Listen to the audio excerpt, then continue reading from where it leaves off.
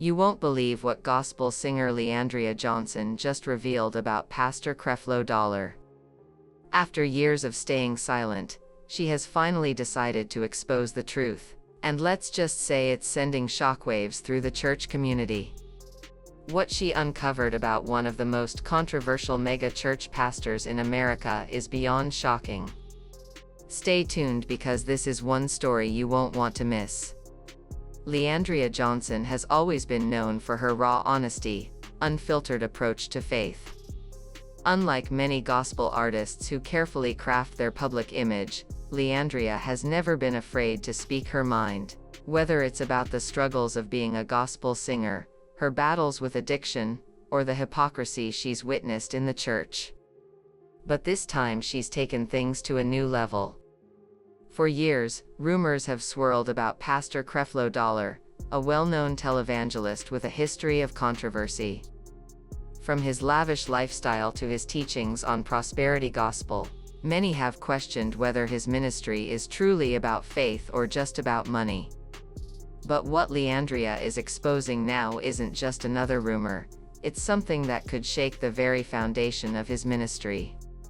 In this video, we're going to break down exactly what Andria Johnson has revealed, why she's speaking out now, and how this revelation is affecting the church world.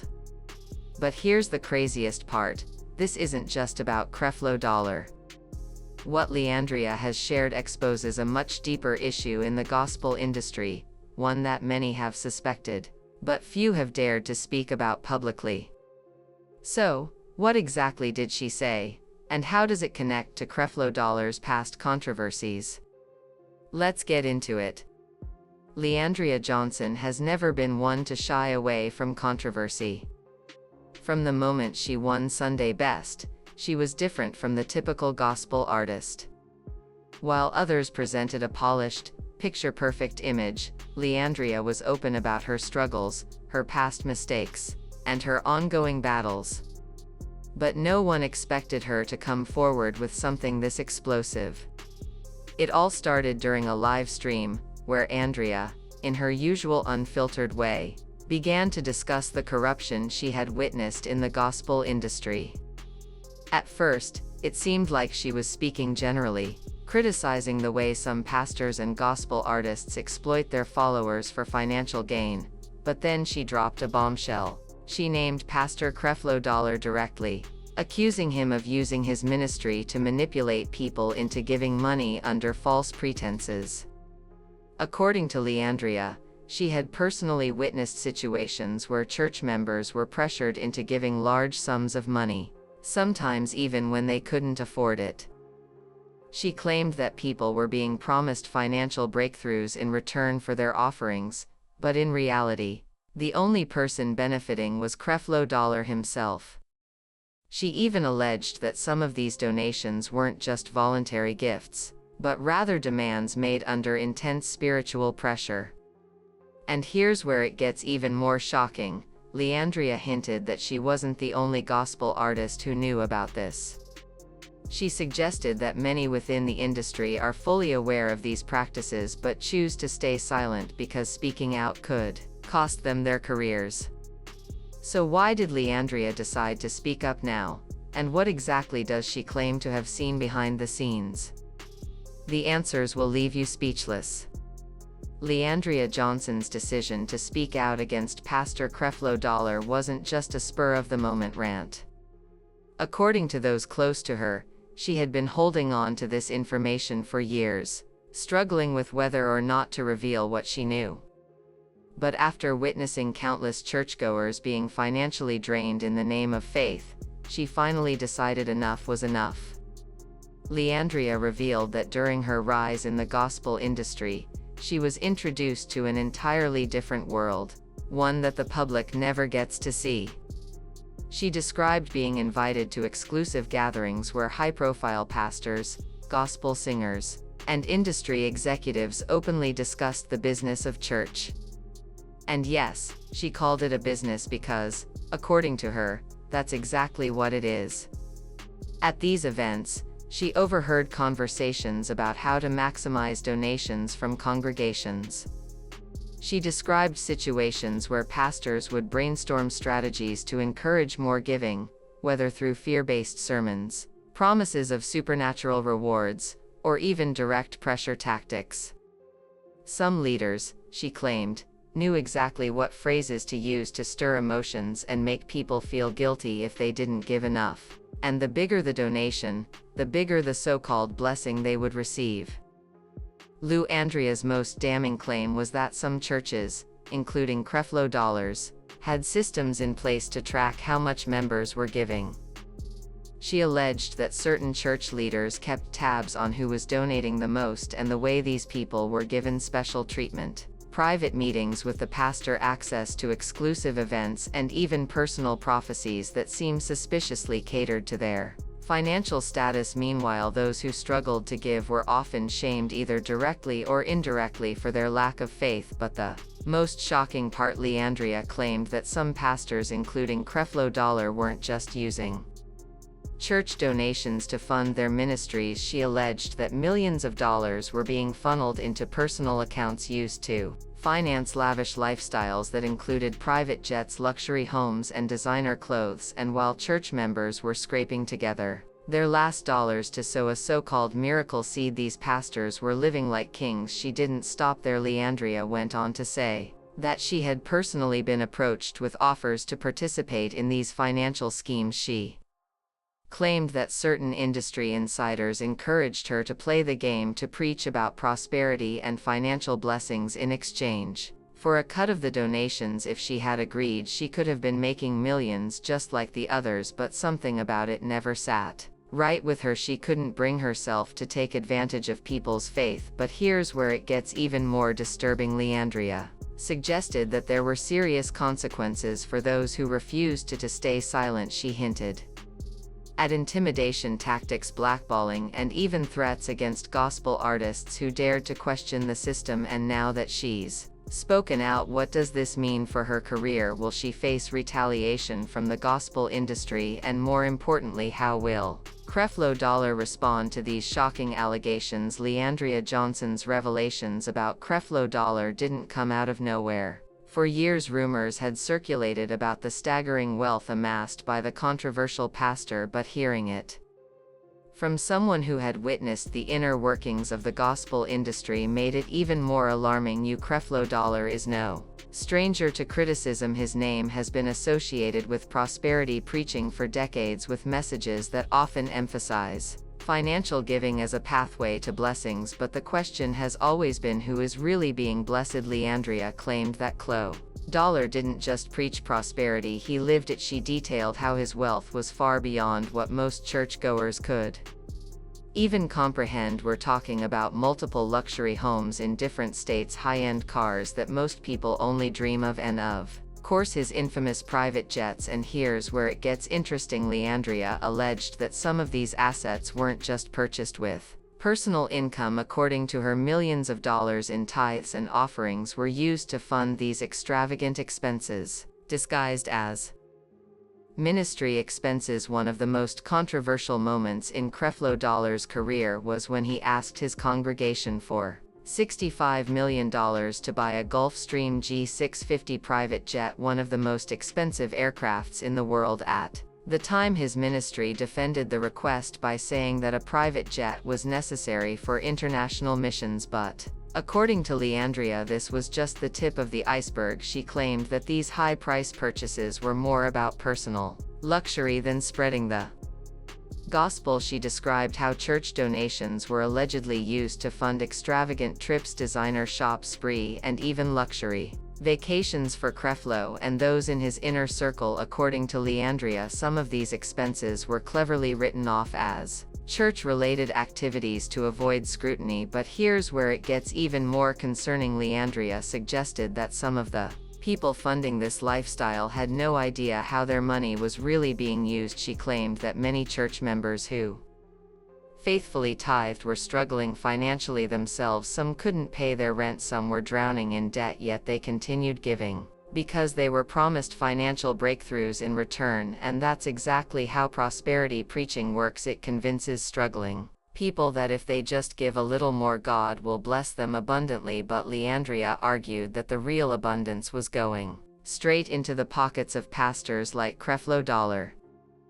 She shared a chilling story about a single mother who attended Creflo Dollar's church. This woman was barely making ends meet, but she truly believed that giving would lead to a financial miracle. Every Sunday she gave more than she could afford, trusting that her sacrifice would be rewarded. But as the months went by, her situation only got worse. Eventually she reached out to the church for help, only to be turned away. According to Andria, this wasn't an isolated incident. She claimed that despite the millions flowing into Creflo Dollar's ministry, there was little financial assistance available for struggling church members, and when people did ask for help, they were often told they needed to have more faith. But here's where the story takes an even darker turn. Andria claimed that questioning Creflo Dollar financial practices came with serious consequences. She revealed that insiders who raised concerns were often silenced either through intimidation or public humiliation. Some were removed from leadership positions, while others were outright excommunicated from the church. She even hinted at certain high-profile gospel artists being blacklisted for refusing to align themselves with the prosperity gospel movement. And that brings us to a major question: if these allegations are true, how has Creflo Dollar managed to avoid accountability for so long? Is it because he has built a powerful network of allies who protect him, or is it because so many people are afraid of going up against one of the biggest names in the gospel world? One thing is clear: Andria Johnson is not afraid to speak her truth, and now that she's exposed these shocking details, the gospel community is being forced to confront some uncomfortable realities. But the biggest revelation is yet to come. What Andria says next will shake the found of everything people thought they knew about prosperity preaching. Andria Johnson's decision to expose Creflo Dollar didn't come without consequences. In the gospel industry, silence is often the price of success. Those who dare to speak against powerful pastors risk losing everything: their careers, their reputations, and even their peace of mind. According to Andria, the gospel world operates under an unspoken rule: you don't question the system. The moment you start asking where the money is going or why certain pastors live like celebrities while their congregations struggle, you become a problem. And for Andria, the backlash was immediate. She revealed that shortly after she began speaking out, she noticed a change in the way people treated her. Industry peers who once called her sister suddenly distanced themselves. Invitations to major gospel events stopped coming. Even radio stations that once played her music regularly seemed to quietly remove her from rotation. But it didn't stop there. Andria claimed that she received direct warnings from people inside the gospel industry urging her to back down. Some told her that going against someone like Dollar would be career suicide. Others warned her that she could face lawsuits, smear campaigns, or worse, being permanently blacklisted from gospel music altogether. And that's when she realized just how deep the control runs. She explained that many well-known gospel artists are trapped in a system that doesn't allow them to be honest. They can't publicly question the practices of powerful pastors because their careers depend on church connections. Their albums sell in church circles, their performances happen at church conferences, and their livelihoods are tied to keeping pastors like Creflo Dollar happy. According to Andria, this isn't just about Creflo Dollar, it's about an entire system designed to protect wealth and power at the expense of truth. She described how money, influence, and fear keep people silent. It's why so many gospel artists, even those who privately express doubts about prosperity preaching, refuse to say anything publicly. They've seen what happens to those who do, and Andria wasn't the first to experience this kind of pushback. She mentioned past instances where other gospel figures tried to expose corruption but mysteriously disappeared from the industry. Their albums stopped being promoted, their speaking engagements dried up, some even faced personal attacks designed to discredit them. One example she gave was a well-respected gospel artist who once questioned how certain mega pastors were handling church finances. Almost overnight, he was painted as bitter and rebellious. Suddenly, Accusations surfaced about his personal life designed to make him look like the problem instead of the people he was exposing. Andria wondered if these tactics worked on others, would they work on her too? She admitted that at times she felt scared. The weight of going up against such a powerful figure was overwhelming, but she also knew she couldn't stay silent. She had seen too much, experienced too much, and she owed it to herself and to the people being deceived to tell the truth. But here's where it gets even more disturbing. Andria claimed that some gospel artists aren't just pressured to stay silent, they're actively forced to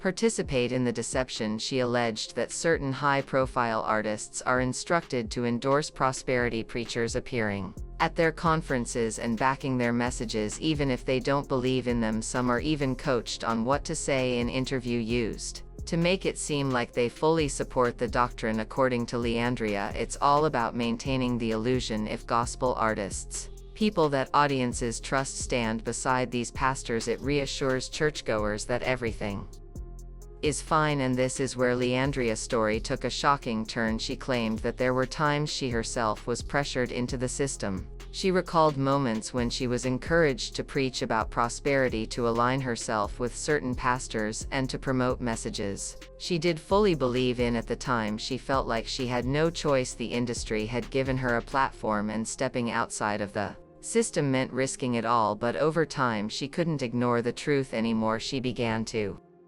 see the pattern: pastors collecting millions, churchgoers staying broke, artists being used as pawns to keep the money flowing. It was a cycle that she could no longer be a part of, and that's when she decided to speak out. But here's the craziest part: what she revealed next will leave you absolutely speechless. Andria Johnson had spent years trying to reconcile her faith with the realities of the gospel industry. She had seen the contradictions, the hypocrisy, and the way money controlled everything. But for a long time she stayed quiet. Why? Because she knew what would happen if she spoke out. But every person has a breaking point. For Andria, that moment came during an exclusive high-profile gospel event where she was invited to perform. It was a gathering of some of the most well-known figures in gospel music, hosted at a lavish venue with a guest list filled with pastors, artists, and industry executives. She recalled how from the outside the event looked like a celebration of faith, a night dedicated to worship, music, and unity, but behind the scenes it was something completely different. Andria revealed that before she even walked onto the stage, she was approached by a well-known industry insider who pulled her aside and warned her, "Be careful what you say, this isn't the place for that real talk stuff." At first she didn't understand what they meant. She was just there to perform. But the more she observed, the clearer the picture became. She saw pastors and gospel executives making backroom deals, discussing finances in hushed tones. She overheard conversations about how certain artists were being pushed forward while others were being quietly phased out, not based on talent but based on how well they played the game. Then something happened that shook her to her core. She witnessed a high-profile pastor speaking privately to a struggling gospel artist, offering them a partnership deal that came with a very specific condition: the artist had to publicly endorse the pastor's ministry and appear in promotional materials supporting his teachings on prosperity. Andria could see the hesitation in the artist's eyes. This was someone who desperately needed financial support, someone whose career had been struggling, and yet the offer wasn't about helping them grow in their ministry. It was about using their name to maintain an illusion. The artist looked torn, but in the end they agreed. Because in this industry, saying no isn't an option. That moment broke something inside Andria. She had been feeling it for years. This growing discomfort with the way money, power, and manipulation ran rampant in spaces that were supposed to be about faith. But this was different. She saw with her own eyes how artists were being pressured into being part of something they didn't believe in, how the industry wasn't about gospel music or worship but about control. And that was when she knew she couldn't stay silent anymore. She later described the moment as spiritual warfare, saying she felt an overwhelming sense of conviction in her heart. She could no longer pretend. She could no longer be a part of a system that prioritized profit over people, that manipulated faith for financial gain. So she made a decision she would start speaking her truth no matter the cost, and once she opened that door there was no going back. But what she didn't know was that Creflo Dollar and his team were already watching her, and the moment she started exposing what she had seen they were ready to shut her down fast. What happened next, it was more ruthless than anyone could have expected. Andria Johnson knew that speaking out would come at a cost, but she never imagined just how intense the backlash would be. The moment she began exposing the truth about the gospel industry, the manipulation, the money games, and the exploitation of struggling artists, she became a target. At first the reaction was subtle. She noticed that calls for major events stopped coming in. The same industry figures who had once embraced her with open arms began to distance themselves. Some of her peers stopped answering her messages, acting as if they had suddenly forgotten the years they had spent supporting one another. But then things too took a darker turn. She received an anonymous warning message. It wasn't an outright threat, but it was clear enough: sister, you need to be careful about what you're saying. Some things are better left alone. Keep your focus on your music. Leandra wasn't naive. She knew exactly what that meant, and she had a strong suspicion about where the pressure was coming from. Creflo Dollar was not just any pastor, he was one of the most powerful figures in the prosperity gospel movement, a man whose influence stretched far beyond the pulpit. He had political connections, corporate sponsorships, and a massive empire built on wealth, and most importantly, he had the ability to make or break people's careers. Andria had called out exactly the type of system he had benefited from. She was exposing the truth about how some pastors were using gospel artists as pawns to legitimize their ministries. She was revealing how money, not faith, was controlling the narrative, and that's when the real retaliation began.